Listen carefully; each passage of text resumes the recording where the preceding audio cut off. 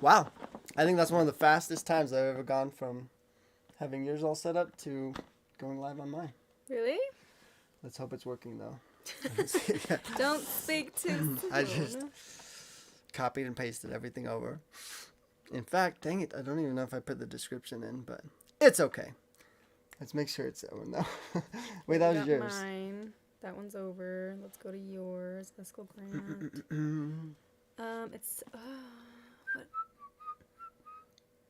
Yeah, that's the last video I posted. Oh, okay. Mm-hmm. And then this is the live. Sweet, so it's working. Oh, it's gonna be a little loud, but awesome. Welcome, you guys. Welcome to another evening with Eskel. I hope I got the number right, but I think we're on number 56. This has been awesome. This who's the first one to comment. Miana. Oh, And Diana. and Diana. What's up? Heck yeah. So, if you guys saw Amanda's live, we talked a lot about our realities, basically, how we perceive things and what we view as true. Conspiracy theories. Well, we did talk about conspiracy theories too, but today I want to dive a little bit deeper on my life because I have a lot of notes of what is real to us, and more importantly, why we believe that that's real. So I'm going to ask you some questions about some specific ideas of what people perceive as real, and see, first of all, if you perceive those as real or consider those real, and why, like how you've come to those conclusions. Because to me, it's so fascinating diving deep into these. But first, I think we kind of need to talk a little bit about the word real or reality itself. So I actually got the Google definition, and it says that reality is the things in life that are commonly observed and verified to exist, things that are oh man, I think I got the wrong one there. But things that are the intent and not random or influenced by conformity or mass hysteria. Something that is perceived as real and is physically experienced by the senses. Also, reality is relative.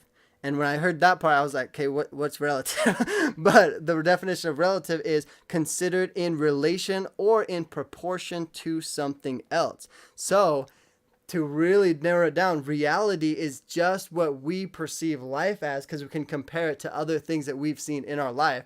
But everything has to be compared to something that we've experienced. It's crazy to think, too, though, like, my reality can be different than someone else's reality. And just like that, like, people in the order, that is the truth and that's the reality. Mm-hmm. But when we come out here, this is our reality. So reality is, it's almost like just a frame of mind. Yeah, it's Denise really is the first to donate. Thank you, Denise. You're so Thank sweet. you. She says, keep it up.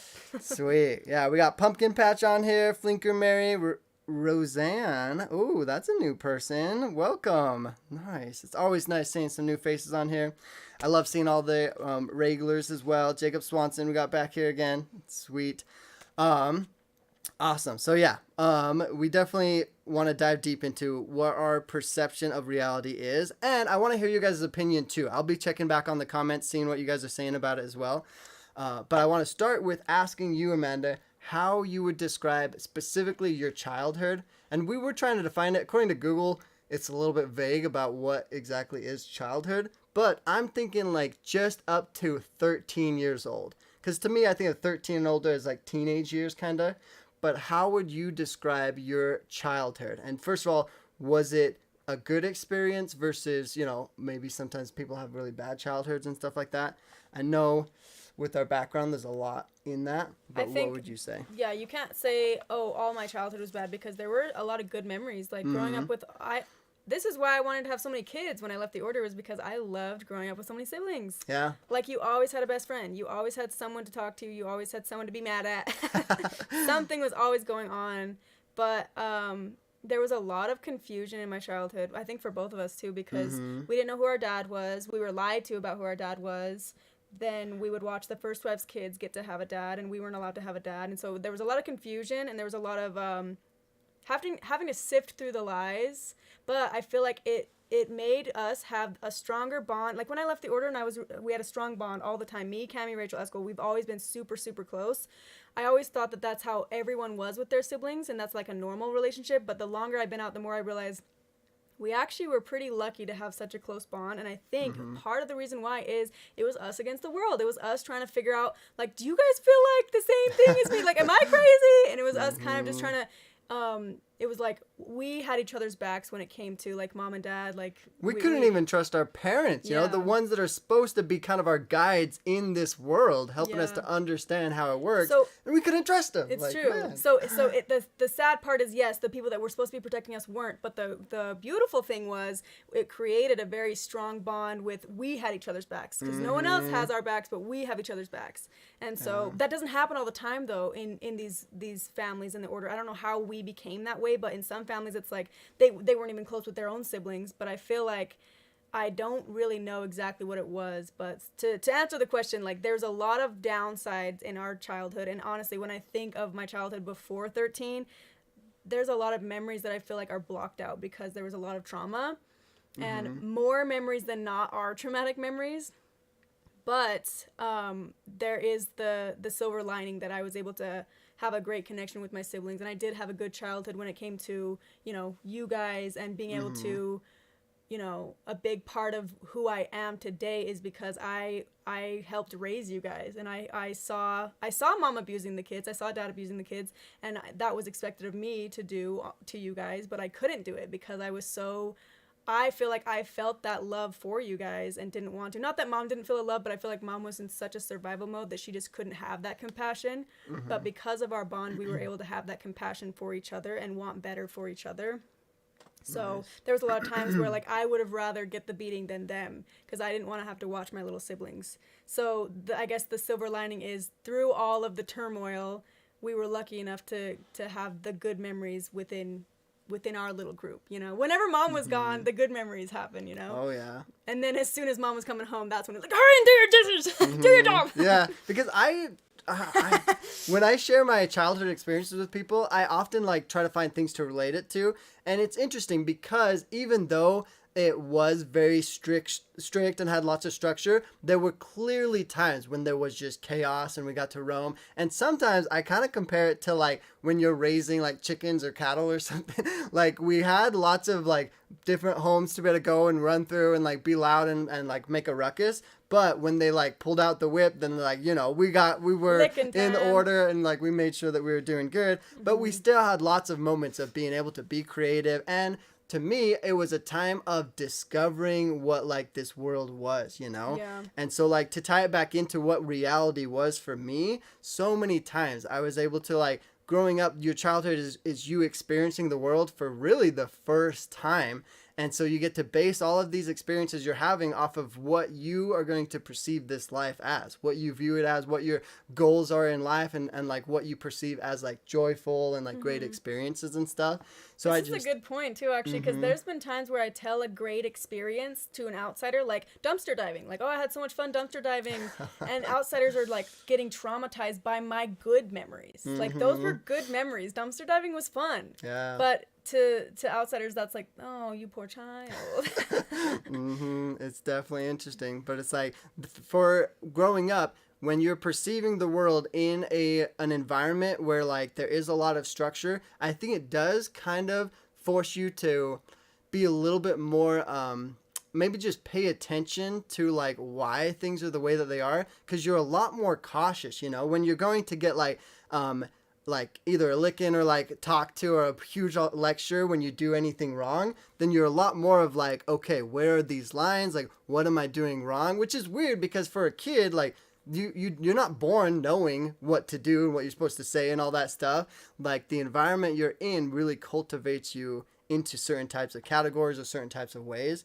And I think that's a lot of why we love freedom. We love being able to just have our own personalities and think exactly what we want. Sometimes we have very controversial like ideas or opinions, but we love being able to have that and just be ourselves. And be open to it. And like me, Cammie, Rachel, and Eskel, we all have different opinions on what happens when we die. We all have different, but we're able to communicate it and be open and be able to discuss it in a healthy way. Whereas I appreciate that so much because we didn't get to have that growing up. If you said something like about evolution even, then dad would get freaked out and get upset. Like, why is that word even in your mouth? You know, who taught you about that? Yeah. Jacob says, yeah, that's how me and my sisters are. We are really close. I couldn't do anything I did without her. And that's the thing is, oh, he's so cute. Love you, Kim. Shout out to Kim. It's really like, I think a lot of people do end up clinging really close to the ones that help them, the siblings that help them. Sometimes it's a half sibling, but still like, when you have that bond, because it feels like you have no one else in the world, but your sibling is someone who can fully understand because they have the parents. They know what it's like to go through that. He did also say he wants to join one of your lives. Who did? Jacob, that would be really cool to join one of your lives. Yeah. Oh yeah. We could definitely do that. That would be cool. Because, yeah, I would have Jacob on anytime he's in town, but now he does live kind of far away. So maybe we could do like a virtual join or something. That would be cool. Or plan ahead and maybe you could go visit him or he could come visit you. Oh, yeah, that too. Yeah, I did one of the virtual lives with Amanda a couple weeks ago. Jacob is our cousin, for anyone who doesn't know. We have a whole story on him. Sam Ashton is also our cousin, and he just said, "Can I ask a question?" Of course you can, Sam. For sure. He's like, okay, sorry. He says, okay, sorry. Nice. Yeah, I definitely want to get you guys' opinions on this. And I have a lot more to dive into. He says, do you guys feel like you are blocking out your inside family? So this is probably different for both of us, but when I left, while I was in the order, they were calling me the devil. While I was in the order, I was this like bad kid just because I was saying I don't like what's going on here. So my dad came to me and told me this dream that I was getting cremated and that Rachel was going to come with me, and he starts crying. It's basically saying that there was no hope for me, but he wasn't going to let me take Rachel with. So while I was in the order, he was already preparing to cut me off. So that's kind of why I wasn't afraid. Well, there was a lot of reasons why, but I wasn't afraid to go on escaping polygamy. I wasn't afraid to tell the truth of the order as it was, and I knew I was going to be doing that even as I was in the order. And yeah, maybe that caused a little more of a wedge, but there's been times where I've been less talkative about the order, and I get the same repercussions. Like I get the same, like, you're not allowed home, like da-da-da. And same with, you look at Rachel and Cammie, they don't do what we do, and they still have a very similar relationship. Yeah, it all depends on how you define blocking it out. Because I guarantee you, if you were to go ask our siblings in the order, then yeah, they would consider us blocking them out, that we are the reason that they can't see us or things like that. But it's very much on their conditions. Because I had one of my own brothers come to me and he said flat out, he said, if you talk bad about our dad, then I am not going to talk to you. Like that's basically his line for me. I guess, which is like, what? Sorry, I have a question for you, Sam. My question is, do you think that there are reasons why a family should block another family out? Like, do you think that there are, because when I left, they turned it around like Amanda threw us in the trash, but I was still there every year trying to give gifts to the kids for Christmas. I gave every single one of the kids a gift for their birthday for every single year. I've only recently started stopping because guess who didn't give it back to me? Well, and you really got to be able to look from both sides, because I show up at the house. The only way I'm going to see my siblings is going there and basically wiggling my way in there against their will, pretty much. Whereas they don't ever come over to me. They don't ever reach out. They don't know. And it's like, I still love them, even though I know they're in a complicated place. They probably don't know if they want to keep a relationship with me or not. They're very confused about what they hear from our parents and just other order members. And I don't blame them for that. I understand they're in an environment that they can't fully know how to handle this situation. But I am willing to put myself in very uncomfortable places. I did a whole video about how I just went to the house and my dad came running down the hallway and just yelling at me, telling me I wasn't welcome there, that I need to get out of there. And he, of course, I don't enjoy having those experiences. I don't like it that every time I go to the house, I'm unwelcomed and basically getting shoved out the door. But it's like, I will still go there so that my siblings know that I still care about them, that I still would be happy to help them, keep a good relationship with them, that I don't want them to think that I'm the one cutting them off, because I don't think that I am. I'm still the same person that I am before. I still have very similar beliefs. I still want to be able to work with them, agree to disagree, even if we might not see eye to eye, and to me that's okay. But from my perspective, it looks very much like they are the ones putting these conditions on. If you say these certain words, if you do these certain things, then I'm not going to talk to you. And to me, it's very obvious they're the ones putting these conditions on. And to me, it's really fair weather family, fair weather friend type of thing. Like, if you do what we say, then we'll let you in our life kind of thing. And I never experienced that with my adopted family. I've come to realize that is not a form of love. Like, if you don't do exactly what we want, then we're gonna take these things away from you. And that's not love. That's a way to control and manipulate someone. And I can't imagine doing that to my kids. If my kids had their own belief system over here, the only way I would ever feel like it's and I wouldn't even cut them off. If a kid had an issue with, let's say, something very severe, like maybe an alcohol addiction or something that was causing them to physically hurt my other kids, I would have to separate. But I would never disown the kid. Even in that case, like a drug addict, an alcohol, I would still go reach out to that kid and want to help that kid. But I would, if there was an issue where they're hurting each other, I would be like, hey, let's try to figure something out. But never would I be like, well, you're not my kid anymore. Like, does dad call me for my birthday? No. Does he, like, he's never reached out to me since I left. So am I the one that cut him off?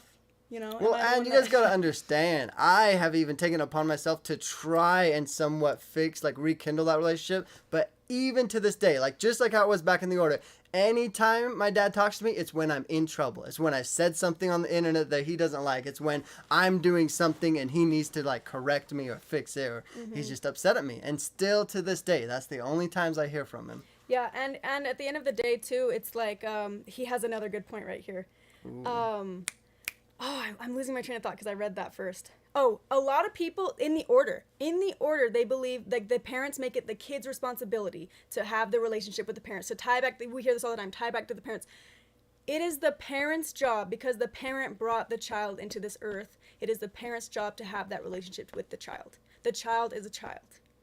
So, and that's always going to be my opinion, even when I have kids. Like, it is my responsibility because I brought those kids into this world. They didn't ask to be here. So Sam's someone who left the order. Aren't your videos kind of putting bad light on them in front of the whole world? You are kind of saying they are brainwashed in front of all your fans. Wouldn't you consider that to distance you guys? If the truth is the truth, it's always going to be the truth. And I'm not going to sit here and gloss over it and try to spare them. Do they do the same for me? No.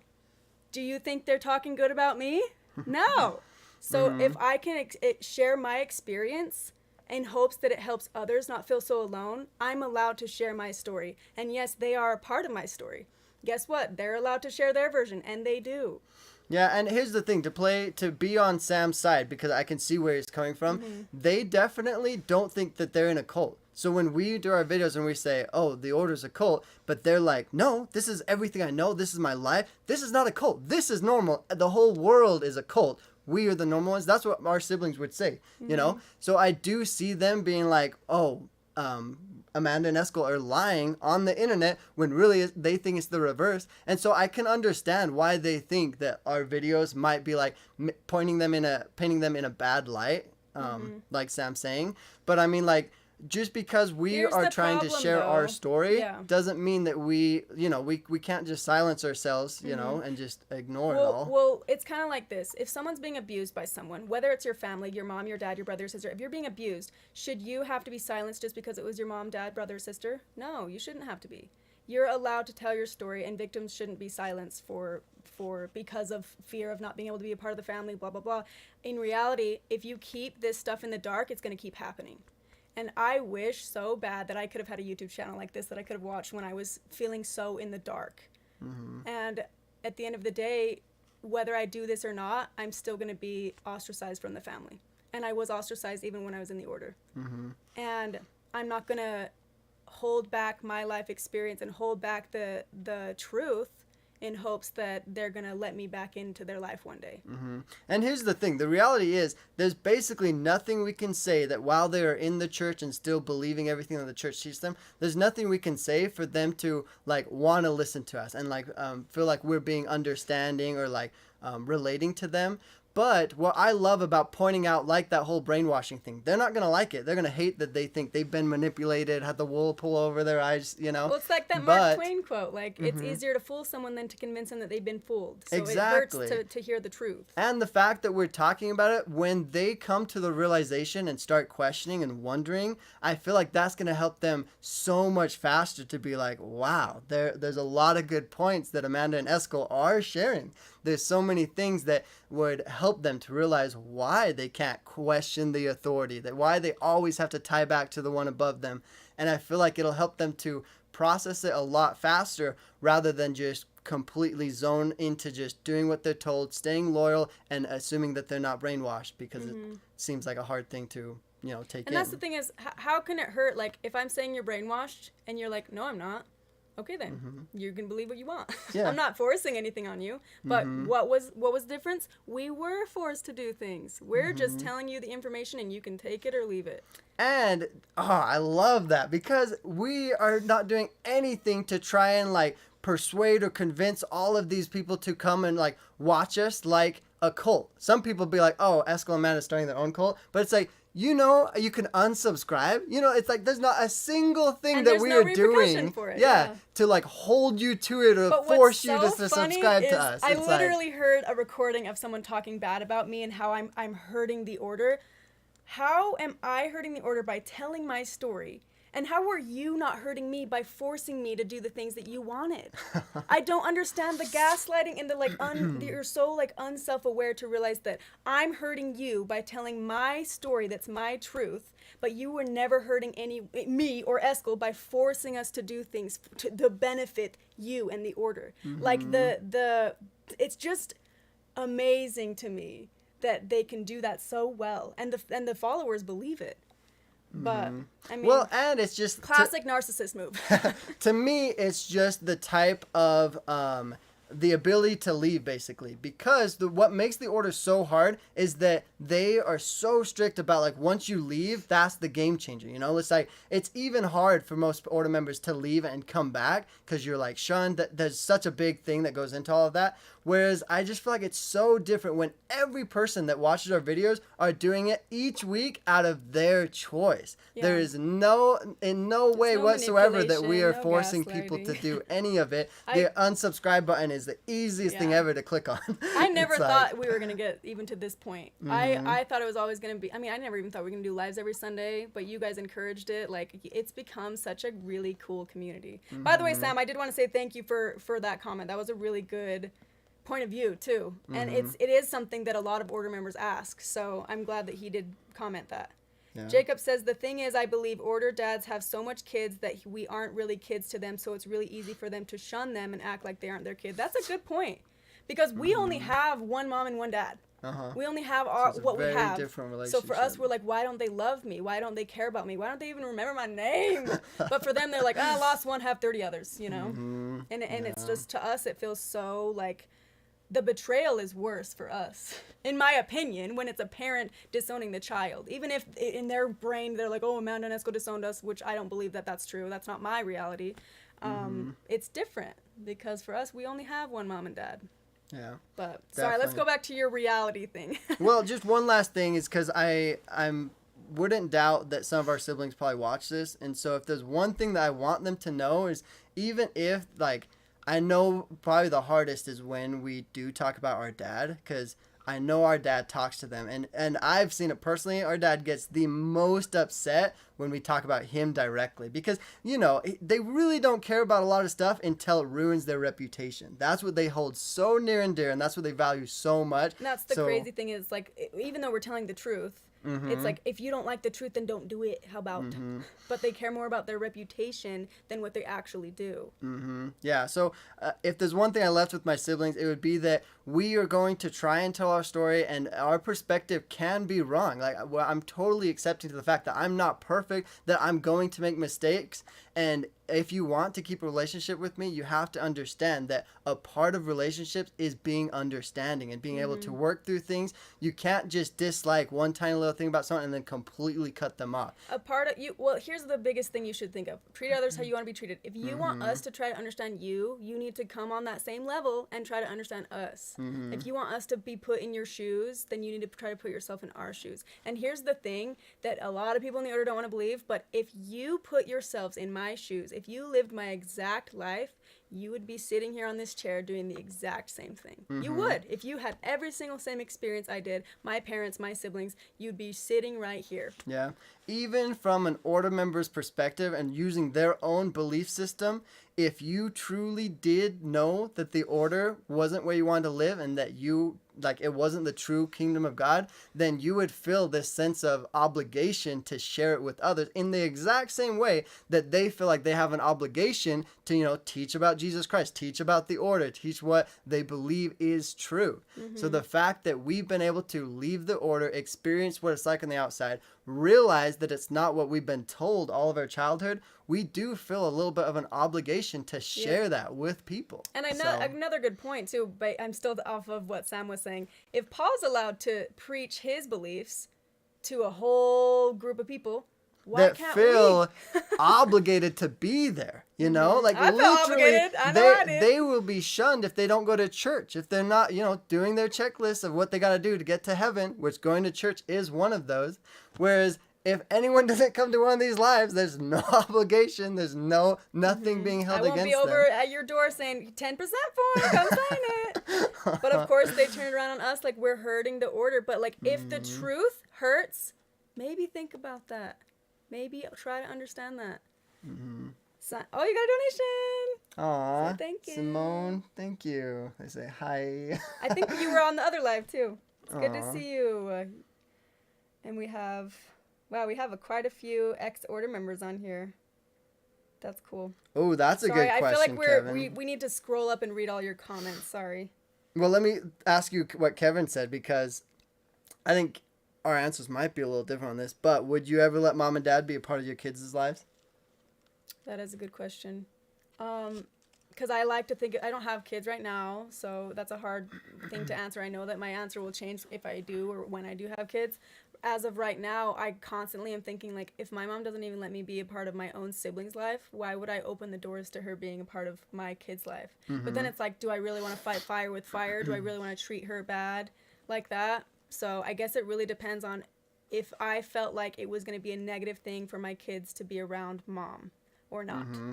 So there would definitely have to be boundaries. There would definitely have to be things in place. I would want my kids to have a grandma, right? But I as far as dad, like, I don't think dad would even care, honestly. Yeah, I don't think he would go out of his way for sure. But to me, that's the thing. I doubt that they would go out of their way. But to me, if they're really going out of their way and wanting to come and see the kids, I would let them, because to me, I kind of think like, let them see that we are doing good on the outside, and in their perspective, that should be shocking. We are supposed to be living on the streets. We're supposed to be homeless under some bridge, you know, and for them see us actually having a family or being successful in any way, I think that would be so good for them to see, especially our mom. Yeah, but I try not to live my life in like, oh, hopefully one day they'll see that I'm happy, because like, at the end of the day, it just matters if I really am happy, you know? Because so to me, it's more of, I'm thinking about the child. Like, I don't want mom and dad to be in their life if the kid's going to be like, why isn't grandma and grandpa here on Christmas? Why, you know?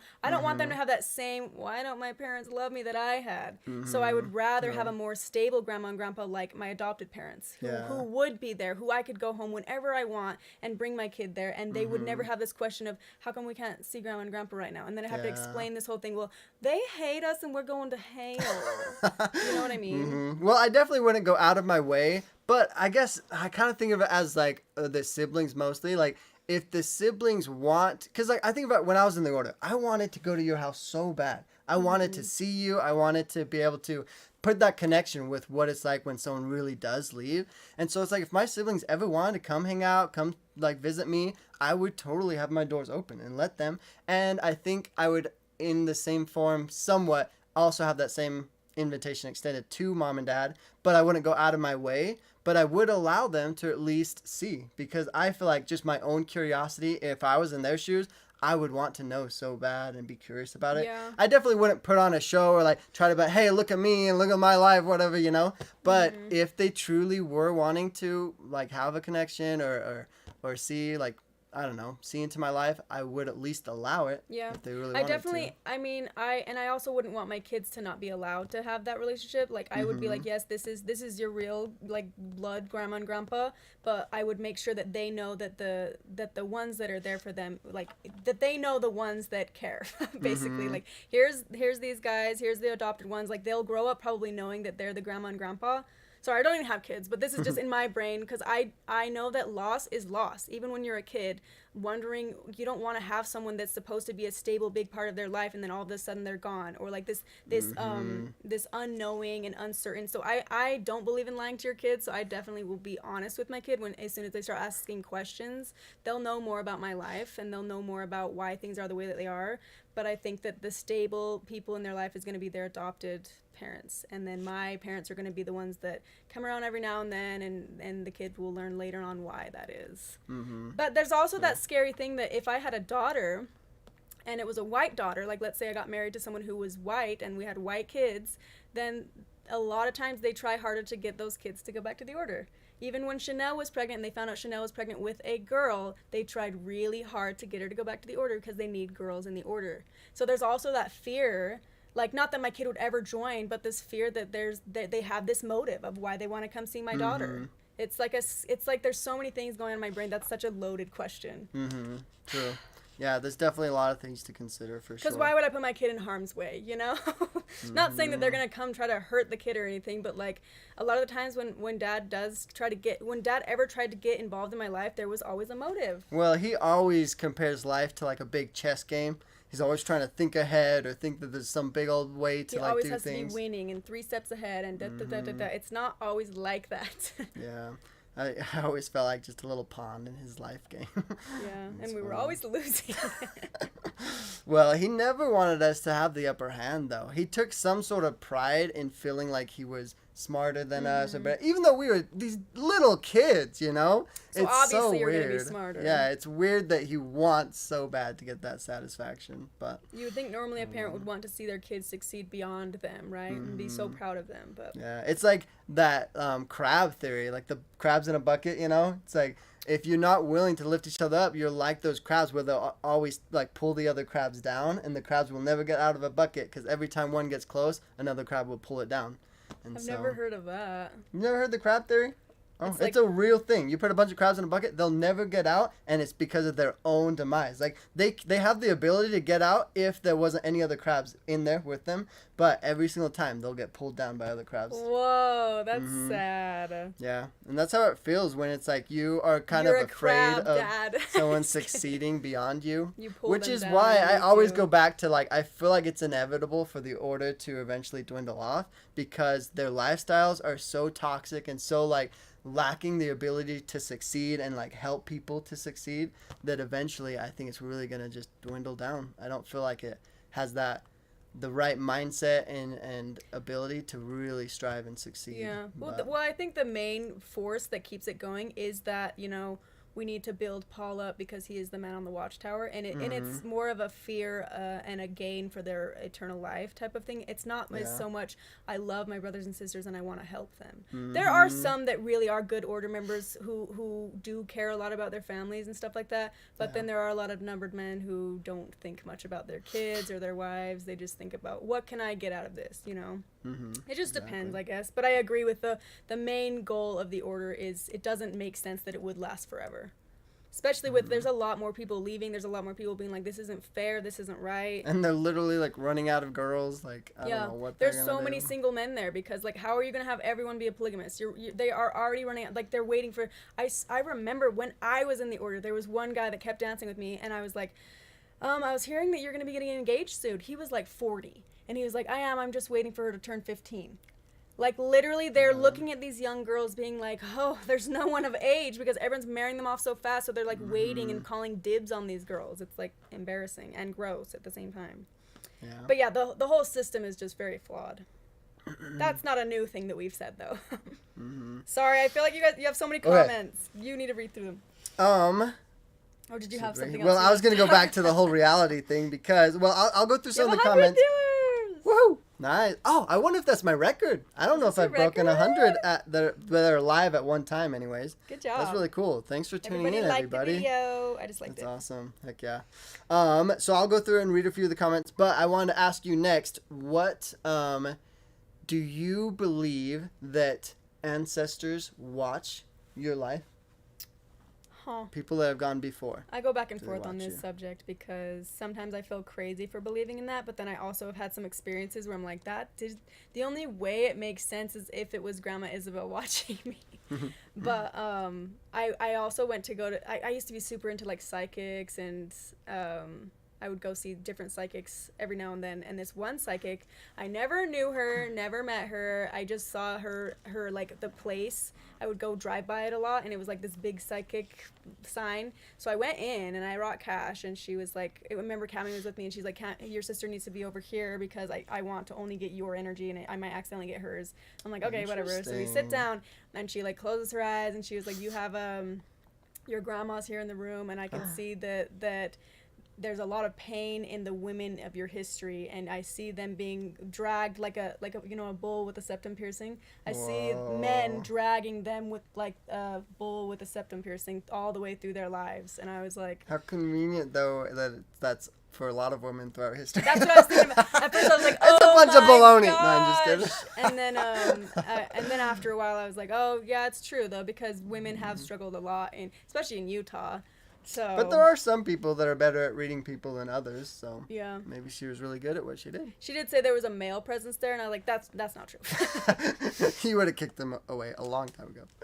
I want to really quickly say to Kevin, because he said he was the one that asked about having our parents involved with our kids, and he's saying, sorry that I asked that question, hope it didn't make you mad. I hope you guys never feel, because like the biggest issue with things on the internet this day is that there's so much censoring, so much cancel culture and stuff like that. I want people to feel free to like be open-minded, speak your mind, say what you want to say, even if it may offend people. Like I tell people all the time, like I consider my content like not necessarily rated R, but I'd rather tell people that it may be rated R, so that they don't expect it to be PG-13 or whatever, and then hear something. So no but it's topic is off the table. Exactly. But obviously, I want in people consideration to be of the other viewers watching, like, be kind. Don't bully never people. be harsh to each other, for sure. If you ever say something mean to a person directly, then, like, I'll ask the mods to, like, either delete it or get rid of it or something like that. But I want everyone to be able to speak their minds, because I kind of have that fear a lot of the times, like, oh, I'm going to say something offensive or hurt someone's feelings, when it's like, I'm never intending to, like, personally attack you or hurt somebody. I just know that different opinions or different viewpoints or ideas or questions may trigger people or may make people interpret it in a harsh way or something like that. But that's okay. It's okay for people to get upset or to question things or to, maybe think someone or not like the way that someone thinks or something like that. That is okay, so long as we can have a healthy, good discussion through it all and still learn from it. Because that's the whole goal, to have a healthy discussion that doesn't have to be deterred or like get people upset that we can't have a proper discussion. So yeah, never feel bad or say sorry, Kevin. Brooke says, fine. Amanda, how is Alfred? And if you go on my Patreon, you know who Alfred is. Oh! And I think I had one video where I talked about how I named my ghost in my house Alfred. I told this full story on the one where my dad's married to my sister. I don't remember what it's called, but it was when Cammie's here. Hey, Cammie. Hi, Cammie. How is Alfred? Cammie's at home. Is that the house that it was at? Okay. Yeah, so we moved in, and it was so weird. I just felt a weird vibe when we first moved in, and that first night there was like creaks in the house, and then it was a windy night, so maybe the wind had something to do with it, but I was laying in my new room, like I kept the door open, and there was was the light on or off out there? I don't remember, but the door was open, and then it was like, it slammed itself shut, and then I got up, and I opened the door, and then a light went, it was either on and then back off, or it was off and then went on and then back off. Does that make sense? It was either on and then off and then on. But it just flickered, basically. Yeah, but it was weird, because no one was in there. And so I freaked out, and remember, it was my door. Why the name Alfred, though? I don't know, because I was watching Handmaid's Tale, and Alfred and Alfred, I don't know. Oh. Anyway, so it kept going back and forth, my door, like swinging open and close, right? Not Cammie's door at all. So I closed my door, I run into Cammie's room, I was like, I think we have a ghost, Cammie, and then I closed her door. I closed it, and then I'm laying next to Cammie, and her door swings open and slams shut. And I was like, Not my door. You would think if it was my door that had the gust of wind, it would be my door that kept moving open. But no, that one didn't do it. It was following me. Wow. And again, maybe it was just the wind, and the wind messed up with the electricity. I don't know. Dang. That's so creepy, though. Yeah, it hasn't happened since, and I did sage the place, and I used my Palo Santo, and it feels more like home. But every now and then, when I go downstairs, I like feel a weird. Cammy says, "I'm turning down the volume so our aunt can't hear, because our aunt is visiting that house right now, and we don't want to spook her." Freaked out. Nice. It's a nice. Jacob ghost. says, "Ghosts are real, you guys." I like this because we're talking about reality, what we all think is real. So I want to know why you guys think that. That's a good reason to believe in ghosts, having an experience like that. And Renee says that they believe in guardian angels. A lot of these questions that I'm asking, I'm not going to like say, oh, this is real, this isn't real, because I want it to be able to just pique you guys' curiosity and make you think about why you think that these are real, you know? It's not right for us to say, yes, it's real, or, oh, you're dumb, no, they're not, you know? Mm-hmm. We haven't died, we don't know what happens after we die. So maybe you do turn into a ghost, maybe you reincarnate. So here's my next question. What do you think happens when we die? I'm just kidding. No, this is really my next question, though. It is along those lines, but let's say you die and you wake up and you're in this area where someone takes off a virtual reality set from you and they say, how was your life experience? Do you feel like... I would cry. I would be like, where's Eskel? Where's Cammy? Where's Rachel? Were they all fake? Was it all a lie? And I would cry about it. Yeah, that would definitely be a hard reality hit. But a lot of people actually believe in this Matrix analogy where it is like we're all in a VR. But my question is, if it was that case, would you feel that this life was real, though? Would you still consider it that definition of real, where you were able to have those physical experience by your senses as real? Because if they were like, oh no, Eskel was a simulation, Rachel was a simulation, we created them based off of this and that we wanted you to learn, then I'd be like, so it was all a lie then? Because that's like being lied to. If it's all a lie, then none of it's real. Just like the order. If you've realized that it's all a lie, is it real? Yeah, but wasn't our experience, or at least the time of our lives spent in there, wasn't that still real in our reality, though? It was our reality at that time, but then when we grew with the knowledge, we had to realize that, oh, it was lies being fed to us. You know what I mean? But then you got to separate what they were teaching versus what we were living. Because what we were living was still our reality and real, even though the teachings were false and fake and a lie. But wasn't ourselves interpreting those lies and learning what to do with all those? I have a good analogy because I have some experience in this. Okay, nice. You're in a relationship with someone, and you're so in love with them, and you have all these great feelings, and then you realize that they were cheating on you the whole time. Is it a real thing, or is it not? Oh. It makes the whole relationship not real, right? It was fake. Everything was fake. Because you weren't their one and only. It wasn't but yes, you felt all those things, but now it is all void. Still experienced it all, but you know it wasn't real. Dang. It's the same thing. Wow. That's very similar, yeah. Shoot, dang. That's crazy way to look at it. You still went through things, you still learned things, but it was not what you thought it was. And that's the same with growing up in a cult. That's the same with if you got that virtual reality taken off of you. The truth is, it wasn't real. Dang. Does that change your perspective on it now? Definitely. Because, man, I think I could dive a lot into this, but I'm just like, because I want to say for sure the experiences would be real, but it's really, I think what you related to very first was what my shocker was, because if the people were all somehow in some simulation, that's what would make it crazy. You know? Kind of like how. What's that show with Jim Carrey? The Truman Show. Yeah, how everyone's Truman in on Show. it, and then you just feel so betrayed. Mm-hmm. Yeah, and that's.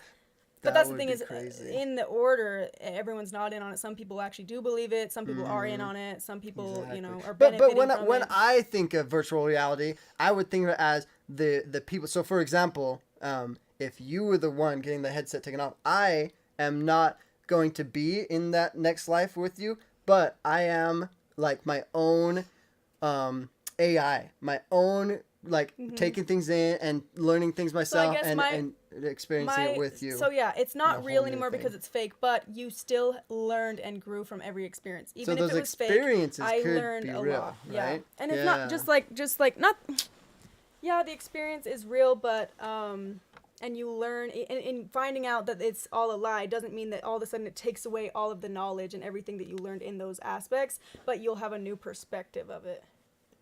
So someone donated to you. Oh, what'd they say? Oh, Sweet. Sophie, thank you. Oh, Sophie99. Do either of y'all have any interviews coming out soon? Oh, yeah.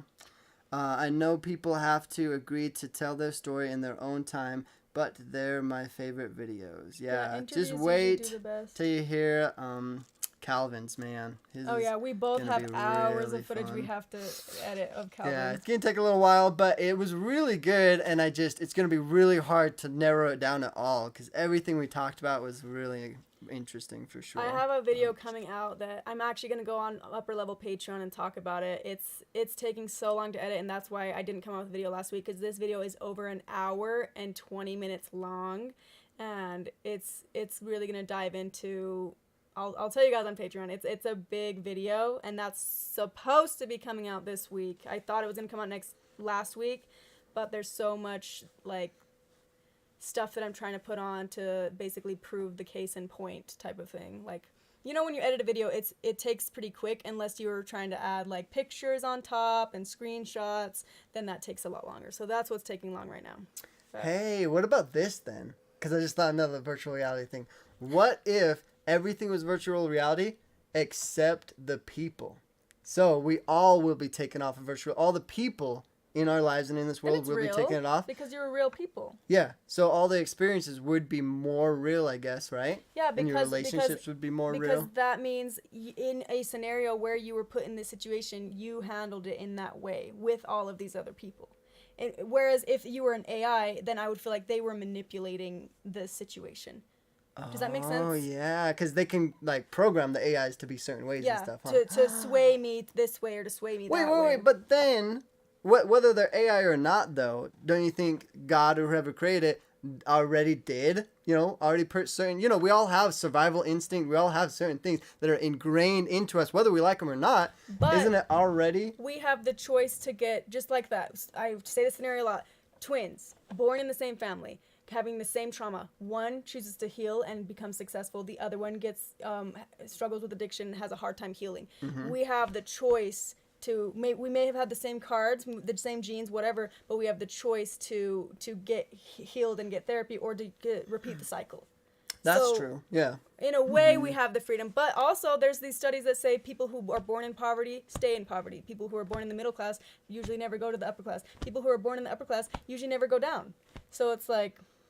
It's interesting to think. So it's definitely, control, but do we have statistically, control? The odds are against us, but it's still possible. It still happens, which is really cool. This is interesting, though, because it's like, it is very... I love seeing your perspective, though, because that totally made me 180 on my whole thought process of it. What was your opinion before? Well, before, I compared it to dreams, because that was my next question, because...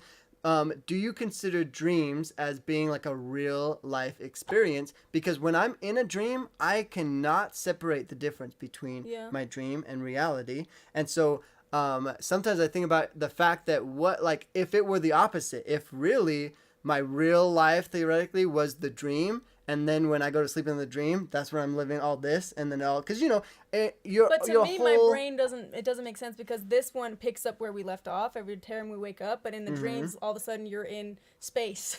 And then you're true. You know, you're a paper airplane, and then it makes sense for some reason. What if, though... Because, I mean, this might be kind of hard to, like, fully interpret or describe correctly. What if, though, that life is being continued when we're awake and doing stuff, but... it's you just getting back into it when you dream, you know? So things are still happening while we're living this version of our lives. Yeah. And then when we go back to sleep, we're going back into that. And maybe in this life, we can't understand that life or comprehend it. And in that life, we can't because there's no science to really... The only thing is like your pineal gland that lights up when you're dreaming, right? But then like, I'm sure it really could be like all of that makes sense over there. And maybe there's times where we have thoughts like that, but... And my whole reason why I even thought about this is because I heard on Joe Rogan's podcast talking about... He was basically saying how he used to think that dreams were way better than reality. And he would compare it to, like, people, like, taking psychedelics and stuff, having these really cool experiences. But then he stopped and he was like, wait a minute. He had someone on his podcast telling their life story, and he was like, that sounds so cool. And then he started reflecting on his life, and he's like, really, if I wasn't so used to my life, it would seem like such a cool experience. It would seem epic and wild and just like this awesome dream. Yeah. And so it's like, since we can't fully perceive time, if we were to wake up and take off this VR or whatever, it would feel very similar to how a dream feels when we wake up. So it's like really hard to understand those differences and to be able to relate them and know for sure if one's a dream, or like how to know like what reality really is for us. Yeah. But I used to think when I was getting super into like the astral projection and the meaning of life, blah, blah, blah, I had this paranoia that if you got too close to understanding it and cracking the code, then either you, like, you know how there's those, someone got abducted by an alien or whatever. Like, once you get too close to knowing cracking the code of the game, you can cheat on the game, right? So then they take you out of the game. Whoa. Have you ever thought about that? Cool. But then why would they not, like Einstein or like the crazy smart people, prodigies, why would they not be taken out of the game then? He died. Well, he died at an old age though, just did? like normal. Well, right? maybe he didn't understand. He was getting close, but he didn't fully get there yet. Oh. You know? Or they roughed him up a bit so that he wouldn't talk about it. Because you think about it, like, if there is this whole idea that we're here for a purpose and we're supposed to pass these quests, if you knew the answer sheet, then there would be no point of you being here. Kind of like on The Good Place. Once they know that the acts of service is going to give them more points, then they can't get more points because they know they're doing it for that. Mm-hmm. Have you guys seen The Good Place? The Good Place was really good, but it really threw me through a loop when they were like, oh, the good place is actually hell in disguise. Did you just get to that part? Exposed it. Oh, sorry, guys. I mean, it's a pretty old show. If you haven't seen it by now, sorry. But anyways, it's really clever in the way that they do it. And it's fascinating to think about it because then it makes you really question, what would paradise really be for you? And then, like, I don't know. Calvin had a good point. He's like, if you think about it, if you're in heaven for all eternity would get so boring. That would be hell, you know? Yeah. But I was like, I think eternal progression is heaven because you're constantly progressing. But isn't that an interesting thought to think you die and you're thinking you're in heaven, but it's actually hell, and that's even more hell than hell. Like, everyone's hell would have to be different because my hell is probably different than your hell. Oh, yeah. I have certain things that make me freak out. Because we all have our own specific fears and, like, paranoias and stuff. Definitely. It's true. So it's interesting to think about. Because when I was in the order, it was so black and white. Like, hell is gnashing of teeth. Hell is, remember you telling me the analogy of someone lifting up a rock and going up to the top of the mountain just to have the rock fall back down again, go pick it up again and go up to the top, and that was hell? Well, but the thing is, though, because of, I feel like that, I talked about how we can handle pain pretty well, and sometimes you can find joy in pain, that I don't think that would even be true hell, because you could probably trick yourself into thinking like, oh, this is awesome, I'm getting a good workout or something, you know? To me, true hell would be eternal sleep. If there really was no afterlife. But some people think that would be heaven. Like, finally. That's true. See? Yeah, to everyone it could be different. So in my opinion, and this is just something that makes the most sense in my brain through everything I've been through in my life, you go to, if there is a heaven, hell, whatever place that you go to after you die, you go to a place where everyone treats you how you treat them. And if that's hell, then you were not a good person. If that's heaven, you were a good person. Oh, that's the only thing that makes sense to me. But there's also people who think that Earth here is hell, and we're coming back down to try again and again and again until we get it right.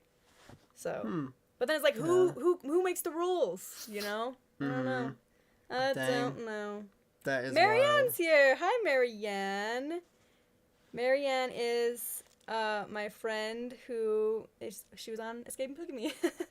Nice. We're talking about, Marianne, can I say this? We were talking about a fun video where it's kind of like FLDS versus the Order, because she left the FLDS.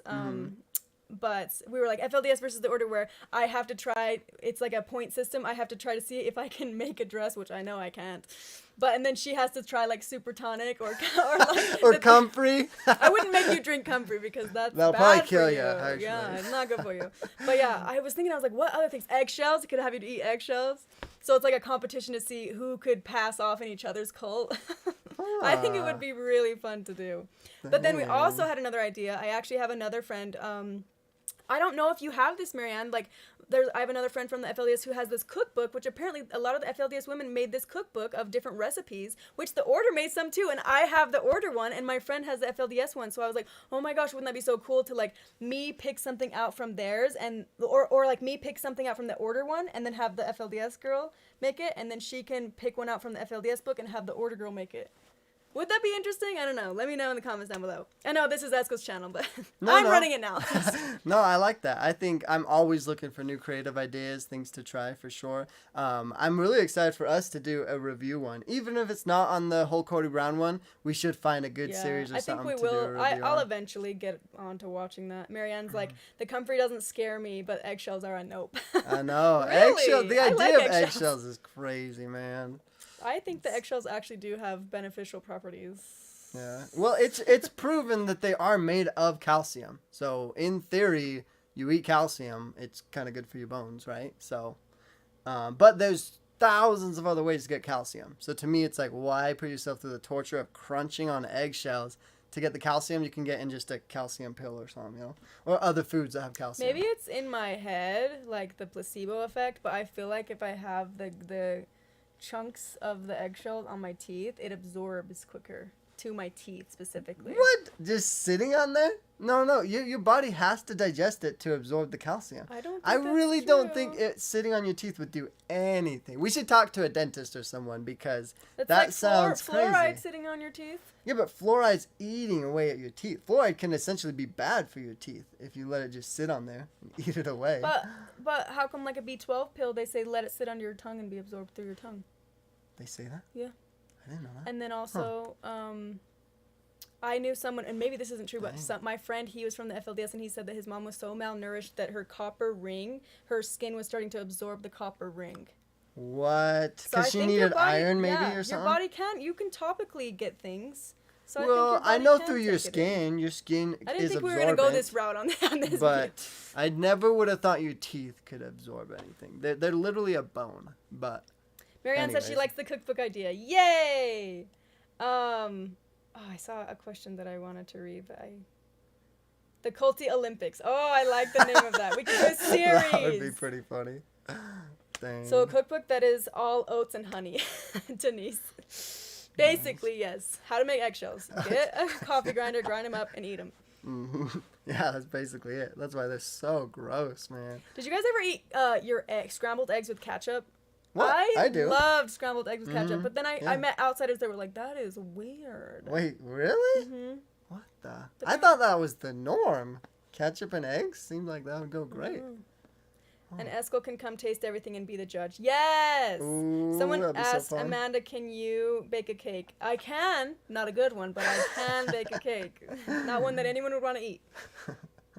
Fluoride is good for your teeth. That's why dentists give fluoride treatments. A lot of people in cults believe it's not good for you, actually. They believe that fluoride is, like, they try to get fluoride free. Well, I think of it as too much of anything is bad for you because I've just seen a couple YouTube videos where they're talking about how powerful fluoride can be. So you use too much or use it for too long, it can cause issues. But yeah, I know in the right proportions, it is good for your teeth. I was a dental assistant, and sometimes religious people would come in and asked for the non-fluoride. Yeah, really? They did not want fluoride on their teeth. So I don't know what exactly it is, but dang, sweet. Well, I think that's all the time that we have for today. But I wanted to end on a positive note. Christina, thank you so much for the huge donation. Really appreciate it. That's awesome. Dang, coming in clutch right at the end. What did Flicker Fate say? He said there's fluoride added in tap water. I know, and some people who are super spiritual, this is a thing. They believe that fluoride deactivates the pineal gland, so you can't have you're bound to this earth. You can't be in touch with your spirituality. So I literally was walking through Liberty Park, and these two guys that like had really long hair, they looked like you picture a shaman or like a spiritual person. That's what they look like. Okay, long hair, and then one of them was like, I'm so thirsty, and he went to go drink the not fluoride, the tap water, like a water fountain, and the other guy pushes him and is like, that's gonna deactivate your pineal gland. So it's a real thing. I think that like maybe there's some research, like where is it coming from? I don't know, but some people that are spiritual believe that it deactivates your pineal gland and makes you spiritual. What do you mean by that? Because I've seen because YouTube your pineal videos. gland is what lights up when people who, so they did this study on astral. I know so much about this. It's gonna freak people out. They did this study on astral projection because there was a time in my life where I was super into researching this. They did a study on astral projection and all these people who claimed to be able to astral project, and they put them down to sleep in a room to monitor their brain as they were astral projecting, and the only thing they noticed was their pineal gland was activating. Right? And so a lot of people believe that the pineal gland is what helps us access our spirituality, and a lot of people that are spiritual believe that the government puts fluoride in our water so that we can't have access to that. And at one point in my life, I believed that. Government puts fluoride in the water. Well, yeah. huh.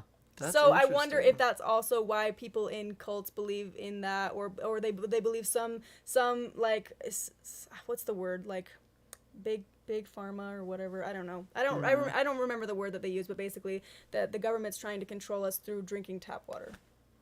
And I'm not saying that's true, but I'm saying why I know a ton of people that don't drink it. Tap water though, so yeah. I feel like that wouldn't it. work. I'll drink it if I'm like in Utah or in places where I think they add the water, because I can taste the difference.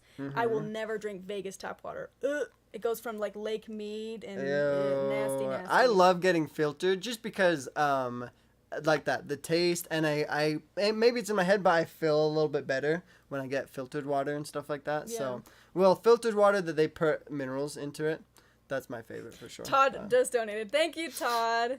The order is the last place I would go for medical advice. I agree, but eggshells actually work. Well, we should really test that theory because, I mean, they could. I believe the calcium can be absorbed. I just don't know if I fully believe in your theory. Hey, Emily's backing me up. She says calcium. Wait a minute. Are you backing me up or not? I'm not gonna. Let's hear it.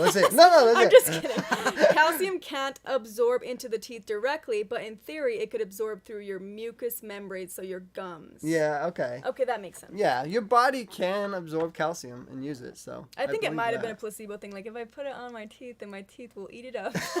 Yeah, it could just be in your head, but that's funny. Dang, I like that. Anything else? I just want to close on basically one positive thought of talking about reality and what's real. Because to me, I mean, I know that I'm always up to change, always up to new perspectives and learning new things, which I love. But I love finding reasonings or beliefs that give me motivation throughout my day-to-day and make me just excited to like live this life as a kind of like as a test of going through this earth life of learning and growing and gaining all these great experiences to kind of like, I don't know, put them inside of my folder of my head or of my history in my life to be able to look back on them and reminisce from them and just know that I truly did live a fulfilling, great life. And to just be able to get excited about that. Because to me, there's no reason not to be hyped and excited for the life that you're living. Because it really is. It's a miracle that we're able to have such cool things around us. Such an amazing world that has the sun rise every single day without fail. And I just appreciate that so much. So I appreciate really you guys, that you guys are allowing us to, you are the reason we can have this platform and be able to have a safe space to be able to talk about these types of things and feel like we have a community. So I hope that you guys feel the same way. Well, I feel like you do feel the same way because you show up every Sunday. I see a lot of your faces every single Sunday, every single week. And it's so cool to be able to have people who not only I feel like understand us, but we understand them. So. Oh yeah, and really enjoy being a part of these discussions, which I have so much fun having them, and I learn a ton from hearing from you guys' perspectives. You guys have such like perspectives that we aren't able to fully gain because of where we come from, but because we have you guys in our lives, we're able to further understand it. So we appreciate you guys a lot. Yeah, sweet. Are we done then?